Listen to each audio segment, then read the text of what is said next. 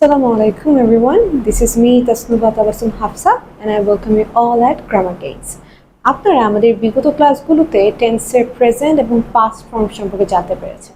আমাদের আজকের ক্লাসে আমরা ফিউচার টেন্স সম্পর্কে বিস্তারিত আলোচনা করব। তো চলুন শুরু করা যাক। তো ফিউচার টেন্সেরও চারটি ভাগ থাকে: simple future tense, future continuous, perfect and perfect continuous.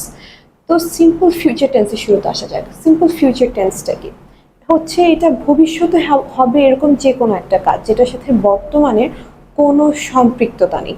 যেমন আমরা যদি এটা স্ট্রাকচারটাতে লক্ষ্য করি, প্রথমে আসবে সাবজেক্ট, তারপর উইল, তারপর ভার্বের বেস ফর্ম অ্যান্ড তারপর অবজেক্ট। He will sleep or she will study. সে পড়ালেখা করবে কিংবা সে ঘুমাবে, সেটা ভবিষ্যতে একটা কাজ করবে, সেটার সাথে বর্তমানের কোনো সম্পৃক্ততা নেই। ভবিষ্যতে একটা স্বাভাবিকভাবে কোনো একটা কাজ সংঘটিত হবে যেটার সাথে বর্তমানের সম্পৃক্ততা নেই, এরকম বুঝলেই আমরা কি বুঝবো? Simple future tense. এবার আমরা দেখব ফিউচার কন্টিনিউয়াস। আগেন কন্টিনিউয়াস ওয়ার্ডটা মানে বোঝা যাচ্ছে কিছু একটা হবে। ফিউচার টেন্স লক্ষ্য করলে আপনারা দেখতে পারবেন পাস্টের সাথে কিছু না কিছু একটা মিল আছে, শুধু এটা ছিল অতীতে আর এটা হয়ে যাবে ভবিষ্যতে। তো ফিউচার কন্টিনিউয়াস টেন্সটাও কিন্তু দুই রকমভাবে হয়ে থাকতে পারে। একটা হতে পারে ভবিষ্যতে একটা লম্বা সময় ধরে কোনো একটা কাজ হবে, সেক্ষেত্রে আমরা বোঝাতে পারি ফিউচার কন্টিনিউয়াস। আবার হতে পারে ফিউচারে দুটো ঘটনা ঘটবে, একটা ঘটনা আরেকটা ঘটনার তুলনায় দীর্ঘতম সময় নিয়ে হবে, এরকম বোঝালেও কিন্তু আমরা ফিউচার কন্টিনিউয়াস টেন্স মনে করব। সো এবার ফিউচার কন্টিনিউয়াস টেন্সের স্ট্রাকচারটা দেখেন। সাবজেক্ট, তারপর আসবে উইল বি, বি ভার্বের জন্য উইল বি, তারপর verb plus ING plus object. এবার একটু এক্সাম্পলে লক্ষ্য করা যায়। বলছে he will be practising when the show starts. এই যে দুইটা ঘটনা, he will be practising and when the show starts. এখানে দুইটা ঘটনার মধ্যে এই একটা ঘটনা আরেকটা ঘটনার থেকে দীর্ঘতম সময় নিয়ে হচ্ছে। He will be practising when the show starts, সে তখনও প্র্যাকটিস করতে থাকবে যখন শোটা শুরু হয়ে যাবে।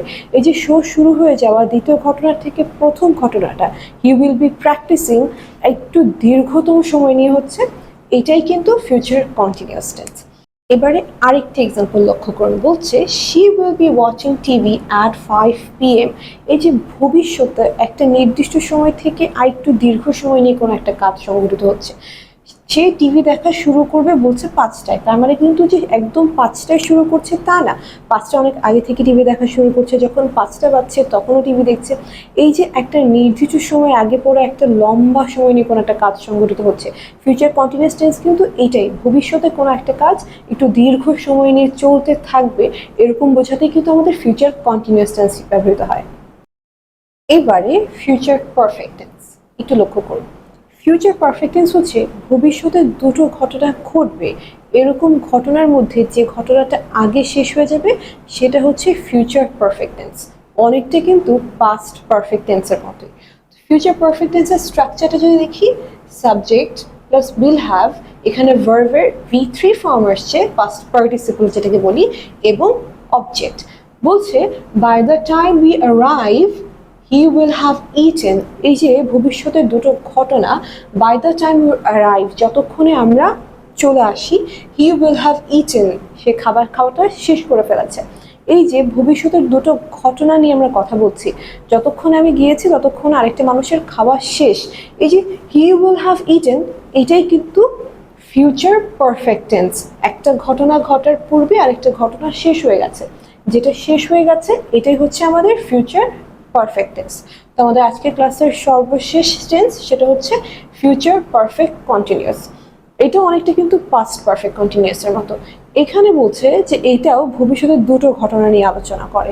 দুটো ঘটনার মধ্যে একটা ঘটনা চলছিল, আরেকটা ঘটনা এসে ওটার সাথে ঘটা শুরু হচ্ছে, চলমান অবস্থায় যেতে থাকবে, এরকম বললে অনেকটা ফিউচার পারফেক্ট কন্টিনিউয়াস। একটু কনফিউজিং লাগছে, তো আমরা আগে দেখি স্ট্রাকচারটা। Subject plus will have been plus verb plus ing plus object. Example, he will have been watching TV an hour at 3 PM. এই যে বলছে যে আমরা ভবিষ্যতে দেখতে পাবো যে সে 3টা বাজার 1 ঘন্টা আগে থেকে টিভি দেখা শুরু করেছে। ঘটনা কিন্তু দুইটা, একটা হচ্ছে টিভি দেখা আর একটা হচ্ছে বিকেল 3টে বা দুপুর 3টে যেটা বলি আমরা। তো কি হচ্ছে, সে 1 ঘন্টা আগে থেকে টিভি দেখা শুরু করবে, তার মানে তার টিভি দেখাটা দুপুর 3টে বা বিকেল 3টে এই টাইমটাকে কি ওভারল্যাপ করছে।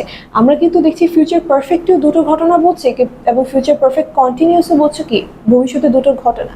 এখানে হচ্ছে একটা আগে শেষ হয়ে যাবে এবং এইখানে ফিউচার পারফেক্ট কন্টিনিউসে পূর্ববর্তী ঘটনাটা পরবর্তী ঘটনাকে ওভারল্যাপ করবে, তার মানে আরেকটা ঘটনা চলাকালীন পূর্ববর্তী ঘটনাটা এসেও কি কন্টিনিউয়াস আকারে ওটার সাথে চলতে থাকবে, তখন এটা হবে কি future perfect continuous. So that's it for our tense classes. I hope it was helpful for you. See you again.